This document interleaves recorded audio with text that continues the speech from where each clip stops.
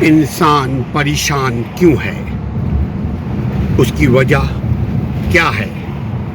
کتنے پریشانی کی کتنی وجوہات ہو سکتی ہیں؟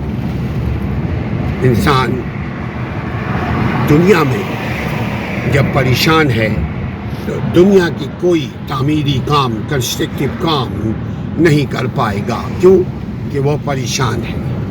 پریشان انسان پریشانی رہتا ہے. اس کی پوری انرجی، پوری طاقت، پوری توانائی اپنی بقا میں، اپنی سوچ کی میں خرچ ہو جاتا ہے. سوچ میں خرچ کرنے لگتے ہیں. اپنی سوچ کو یقین میں بدلنے میں خرچ کرتے ہیں توانائی. اسی لیے انسان پریشان ہے. انسان جو سوچتا ہے وہی سمجھنے لگتا ہے. انسان کا دماغ وہ چیز ہے جو ایک جگہ نہیں ٹھہرتی جب تک کہ آپ اس کی کوشش نہ کریں، جب تک کہ آپ دماغ کو کنٹرول کرنے کا ہنر نہ سیکھیں. انسان پریشان ہے. انسان پریشان ہی رہے گا. کیوں کہ وہ پریشان رہنا چاہتا ہے. انسان ایک دوسرے کو دیکھ کر اگر کسی کو ترقی میں دیکھتا ہے تو خود ترقی کرنا چاہتا ہے. انسان اگر کسی کو روتا ہوا دیکھتا ہے تو اس کا دل افسردہ ہو جاتا ہے، وہ اداس ہو جاتا ہے. اور پھر روتے ہوئے انسان کے ساتھ کوئی نہیں روتا. تھوڑی دیر اس کے ساتھ غم گساری کرتا ہے، تھوڑی دیر اس کے ساتھ شیئر کرتا ہے، اس کے بعد اس سے کنارہ کشی اختیار کرنے لگتا ہے. اسی لیے میں کہتا ہوں اپنا غم اپنے دلوں میں رکھو. اگر غم کا اظہار کرو گے تو تنہا ہو جاؤ گے. اور غم کا اظہار کرنے سے غم کا مداوع غم کا اظہار نہیں ہے.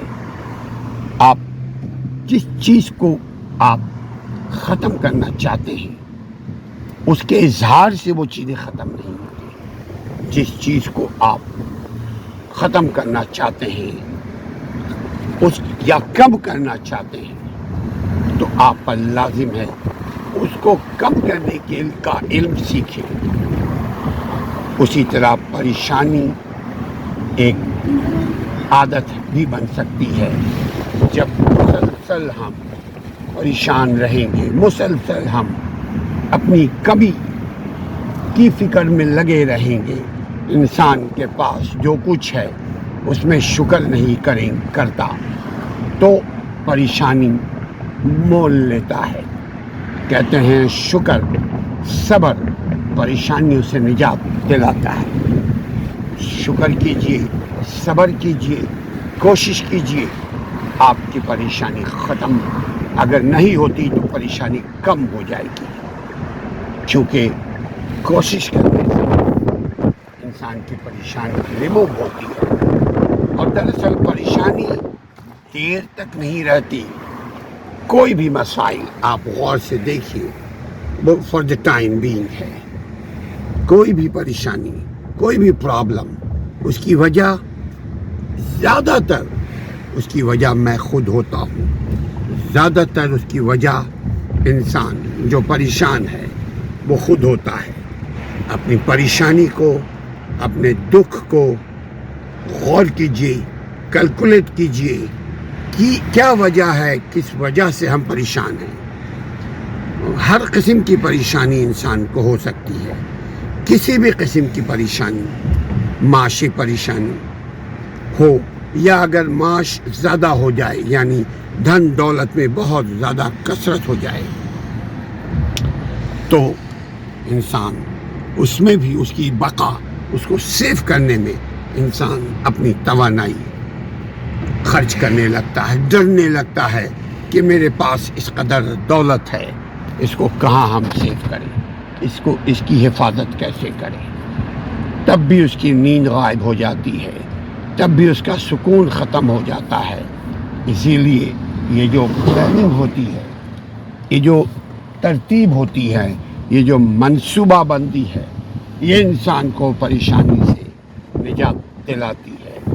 دو قسم کی منصوبہ بندی ہے، ایک اپنی جان کی بقا، مال کی بقا، عزت کی بقا، اور دوسری دوسروں کی جان لینے کی پلاننگ، دوسروں کی عزت ختم خراب کرنے کی پلاننگ، دوسروں کے مال کھانے کی پلاننگ، دوسروں کو نقصان پہنچانے کی پلاننگ۔ یہ دونوں پلاننگ میں سے وہی پلاننگ آپ کے لیے مفید ہے جس پلاننگ میں آپ کو فائدہ ہو، جس پلاننگ میں آپ کی پریشانی ختم ہو۔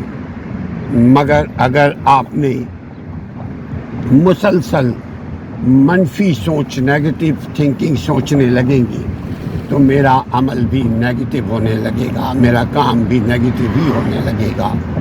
نتیجہ سوائے پریشانی کے، سوائے دکھ کے، سوائے درد کے اور کچھ نہیں۔ اپنی پریشانی کو ختم کیجیے، اپنی پریشانی پر قابو پا کر کیلکولیٹ کیجیے، غور کیجیے کہ کون کون سے ایسی پریشانیاں ہیں اور اس کے پیچھے کون کون سے ٹولس ہیں، عوامل ہیں، نکات ہیں کہ ہم اس پر غور کریں گے تو اس کو ختم کر پائیں گے۔ جب اس پریشانی کو ختم کرنے کے لیے اس کے اسباب کو تلاش کر لیا تو پریشانی کو ختم کرنے میں ہمارے لیے آسانی ہو جائے گی۔ اپنا دکھ اپنے ساتھ، اپنا سکھ دوسروں کے ساتھ شیئر کیجیے۔ اپنے دکھ کو، اپنی پریشانی کو، اپنی کمزوری کو کبھی کسی کے ساتھ شیئر مت کیجیے۔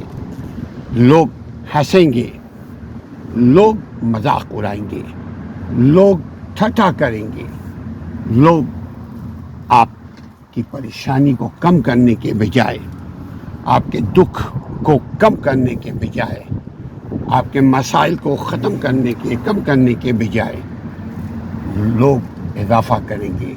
اگر اپنی دکھ، اپنی پریشانی کو دوسروں کے ساتھ شیئر کریں گے تو لہٰذا اپنی پریشانی پر قابو پانے کے لیے اب ٹول، اسباب تلاش کیجیے۔ حل آپ کے پاس ہے، پریشانی آپ کی، حل بھی آپ کی۔